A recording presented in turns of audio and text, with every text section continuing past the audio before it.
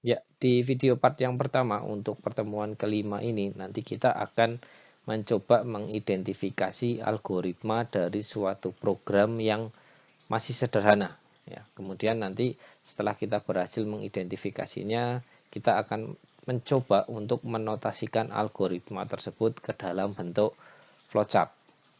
Ya. Nah, nanti kemudian ada bagian akhir itu nanti akan ada latihan, ya, soal juga berupa program juga. Nanti saya minta kalian untuk bisa mengidentifikasi dan kemudian mencoba untuk menotasikan algoritma tersebut. Jadi saya contohkan dulu, kemudian nanti silakan kalian coba untuk mengerjakan contoh program yang lainnya. Oke, jadi silahkan disimak, silahkan ditonton video ini sampai selesai nanti.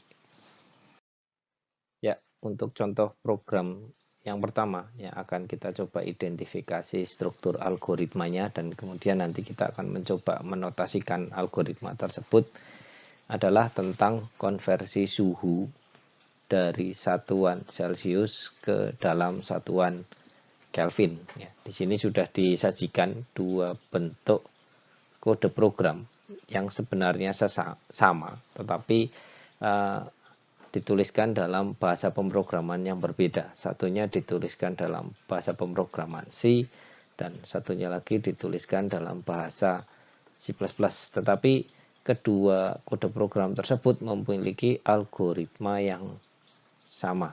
Gitu ya. Jadi ketika kita sudah bisa mempunyai algoritma, gitu ya, kita mau menuliskan ke dalam bahasa pemrograman apapun sebenarnya tidak masalah, gitu ya, sesuai dengan ketentuan bahasa pemrograman tersebut. Nanti pasti hasil yang akan diperoleh itu pasti akan sama. Nah, kita akan coba kupas masing-masing kode program dalam bahasa C dan C++ ini untuk menunjukkan bahwa memang ternyata ini algoritmanya adalah sama. Oke, kita lihat terlebih dahulu di kode program yang dituliskan dalam bahasa pemrograman C ya. Oke. Seperti biasa, ketika kita mau mengidentifikasi struktur dasar algoritma dari suatu kode program di sini, dari suatu persoalan ya, tidak harus dalam kode program. Dalam contoh soal cerita pun kita harus melakukan hal yang sama gitu.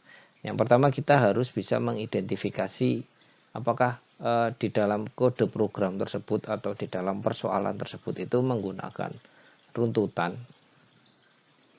pemilihan, atau pengulangan, atau menggabungkan ketiganya ini. Gitu kan. Kita akan melihat apakah di kode program yang konversi suhu ini menggunakan gabungan atau kombinasi dari tiga struktur dasar ini, gitu ya. Kalau kita lihat di sini di kode program tidak ada kata kunci pemilihan. Dalam hal ini adalah if else atau jika maka, gitu ya. Jadi kalau kita lihat di kode program di sini tidak ada penggunaan kata if else dan atau jika maka gitu. Jadi di contoh program di sini berarti tidak menggunakan pemilihan. Nah, kemudian kita coba identifikasi apakah menggunakan pengulangan gitu kan. Pengulangan biasanya kata kuncinya while do. Ya, while do atau for to atau dual ya, atau di bahasa pemrogram di algoritma biasanya disebut dengan istilah repeat until. Nah, di sini di kode program di sini gitu ya. Kata kunci ini tidak ada. While do, for to, do while. Kalau kalian cek di kode program ini juga nggak ada ini. While do nggak ada, for to nggak ada, do while juga nggak ada. Artinya apa? Artinya berarti kode program ini tidak menggunakan struktur dasar pengulangan. Jadi di kode program ini hanya menggunakan struktur dasar runtutan, gitu ya.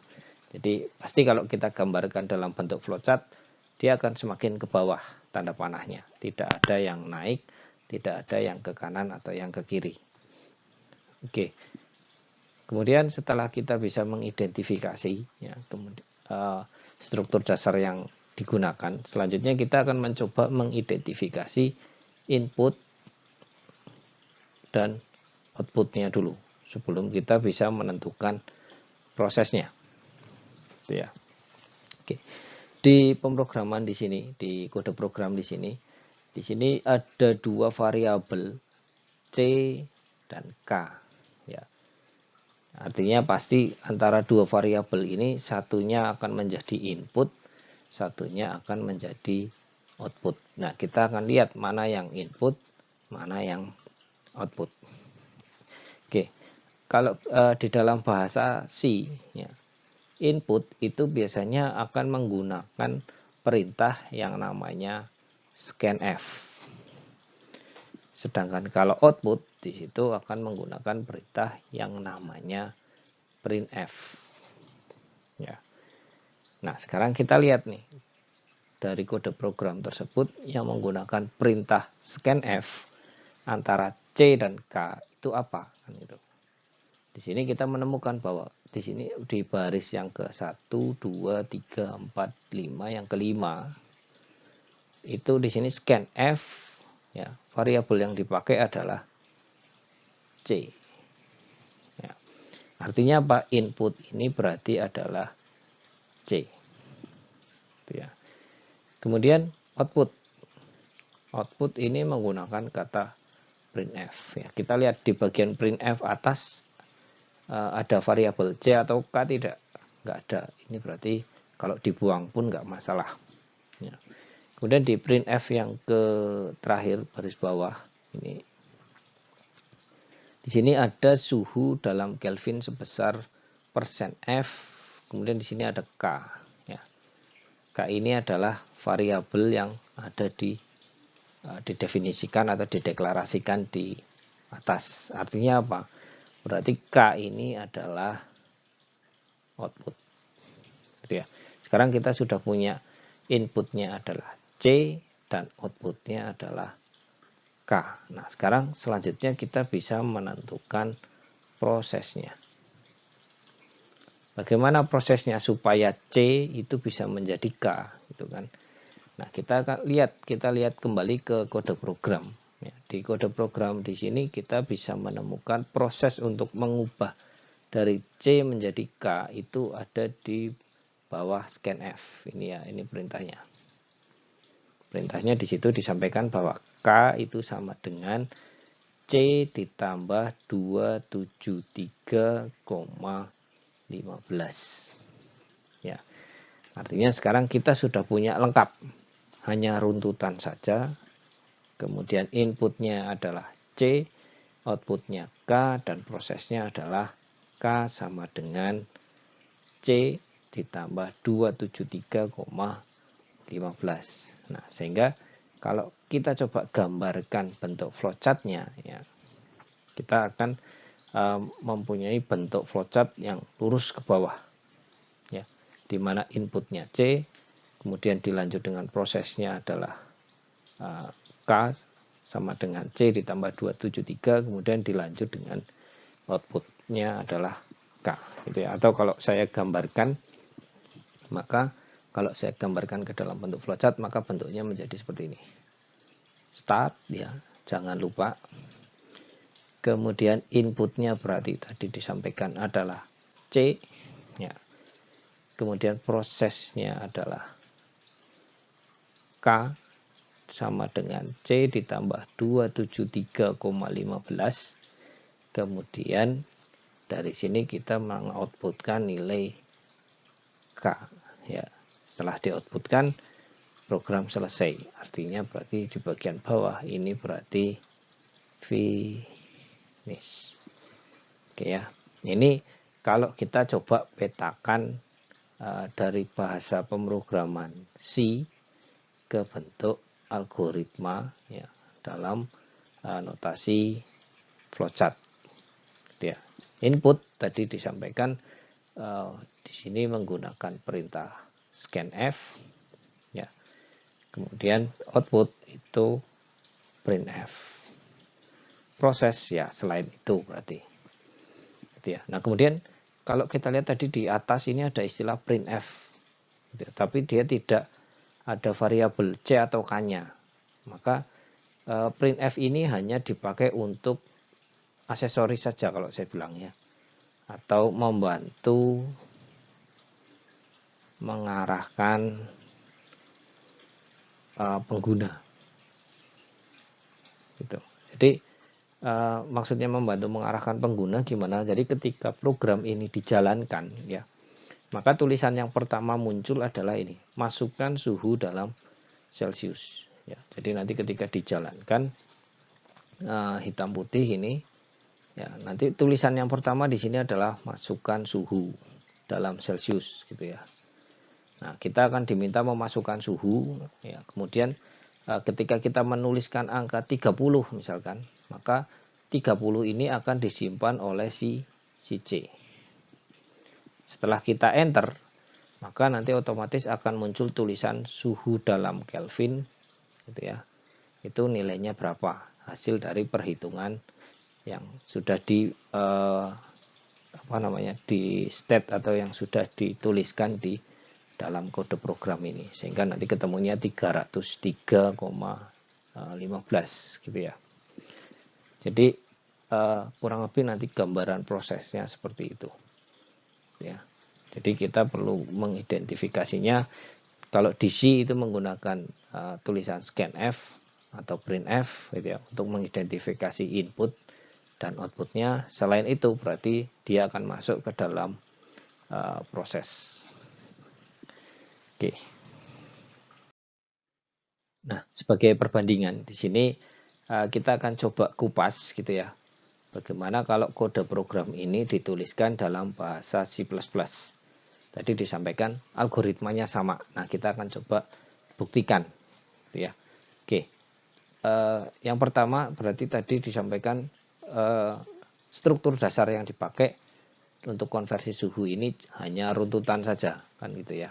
Artinya kita nggak perlu ngecek lagi ada pemilihan atau pengulangan atau tidak di dalam kode program ini, karena sudah pasti nggak ada. Nah, kemudian selanjutnya kita mengidentifikasi variabel yang dipakai sebagai input dan variabel yang dipakai sebagai output. Nah, kalau di C++ itu perintahnya menggunakan cin untuk input dan cout untuk output. Jadi kalau di C itu pakai scanf, printf, kalau C++ itu pakai cin dan cout. Ya. Nah, sekarang kita coba identifikasi gitu kan. Dari kode program ini mana yang pakai cin. Ya. Sama kayak tadi, di sini ada dua variabel C dan K.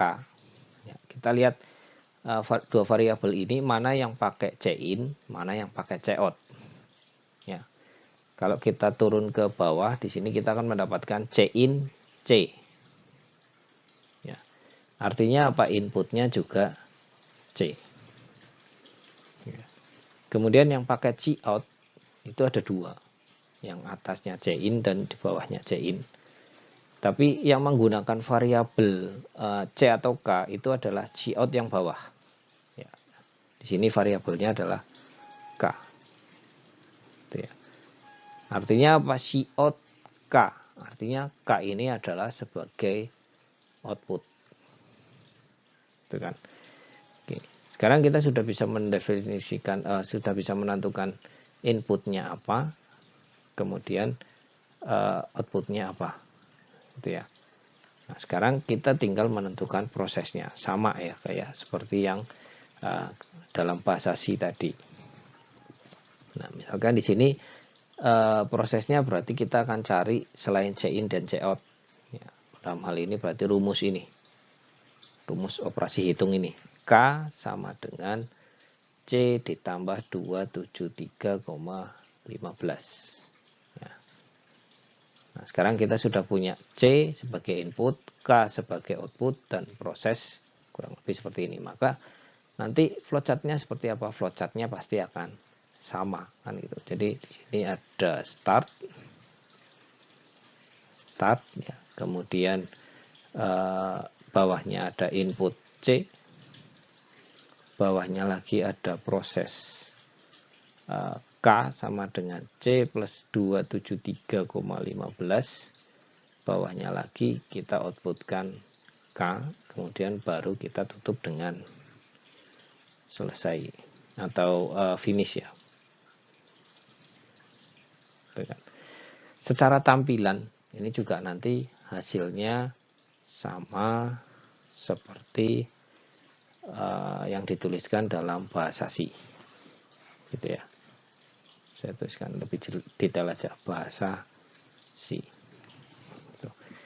Jadi ketika kita sudah punya satu algoritma seperti ini ya, contohnya dalam bentuk flowchart ini, kita mau tuliskan itu ke dalam bahasa apapun, ya, selama kita menguasai bahasa tersebut, sebenarnya pasti akan menghasilkan nilai yang sama, gitu kan. Tinggal kita menyesuaikan aturan penulisannya saja. Kayak misalkan di sini misalkan C pakai scanf printf, C out, C++ itu pakai cin, cout, gitu kan. Jadi hanya tinggal penyesuaian ke tata aturan bahasanya saja, gitu ya.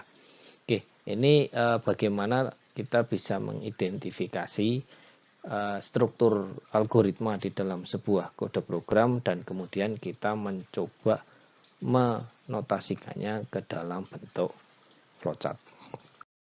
Ya, oke, sebagai latihan ya, supaya kalian lebih memahami bagaimana mengidentifikasi algoritma dari suatu kode program dan kemudian bagaimana menotasikannya ke dalam sebuah flowchart. Oke, di sini sudah diberikan kode program untuk menghitung keliling lingkaran ya. Jadi silakan nanti kalian coba identifikasi algoritma ya, yang ada di dalam kode program ini. Itu seperti apa? Gitu ya. Yang ada di dalam kode program. Nah, kemudian setelah diidentifikasi itu nanti apakah itu pakai runtutan saja atau ada pemilihan di situ atau ada pengulangan di situ ya. Setelah kalian bisa mengidentifikasi ini, kemudian identifikasi juga inputnya apa, outputnya apa, dan kemudian prosesnya seperti apa, gitu kan. Kemudian setelah bisa mengidentifikasi, selanjutnya adalah kalian saya minta untuk menotasikannya ke dalam bentuk membentuk notasi flowchart. Ya, jadi saya minta setelah kalian bisa mengidentifikasi algoritmanya, kemudian saya minta untuk bisa menotasikannya ke dalam bentuk flowchart, gitu ya. Ini untuk latihan pertama. Kemudian untuk latihan yang kedua juga sama ya. Ini menghitung luas lingkaran. Ini juga saya minta kalian untuk bisa mengidentifikasi algoritmanya dan identifikasi ya algoritmanya. Kemudian saya minta juga untuk menotasikan ke dalam bentuk flowchart. Ya, jadi dari satu video ini ada dua latihan yang perlu kalian identifikasi algoritmanya dan kemudian notasikan ke dalam bentuk flowchart. Ya. Bedanya adalah kalau yang tadi kode program keliling lingkaran itu dituliskan dalam bahasa C, kalau yang luas lingkaran ini dituliskan dalam bahasa C++ ya. Jadi bedanya di bahasa pemrograman yang digunakan. Jadi harapannya dari situ kalian bisa mengidentifikasi algoritmanya dan kemudian menotasikannya ke dalam bentuk flowchart. Jadi karena ini masih cukup mudah, jadi saya kasih dua latihan soal untuk video part yang pertama ini. Ya, oke. Materi untuk video yang part pertama ini sudah habis, jadi mungkin itu saja yang bisa saya sampaikan untuk video di di part yang pertama ini, harapannya dari sini kalian sudah punya gambaran ya, bagaimana mengidentifikasi algoritma dari suatu kode program dan kemudian bagaimana menotasikannya ke dalam flowchart gitu ya. Nah, nanti di video part yang kedua kita akan menjumpai kode program yang lebih kompleks lagi. Jadi kalau di video part pertama ini mungkin kelihatannya kok gampang banget gitu ya. Nanti di video part kedua kita akan lihat di situ akan lebih susah lagi ya, atau lebih rumit lagi kode programnya. Tetapi secara algoritma sebenarnya di situ masih cukup sederhana ya. Sesederhana apa ya, nanti silakan kalian bisa lihat videonya di part yang kedua. Begitu ya. Oke, mungkin itu yang bisa saya sampaikan. Terima kasih dan salam.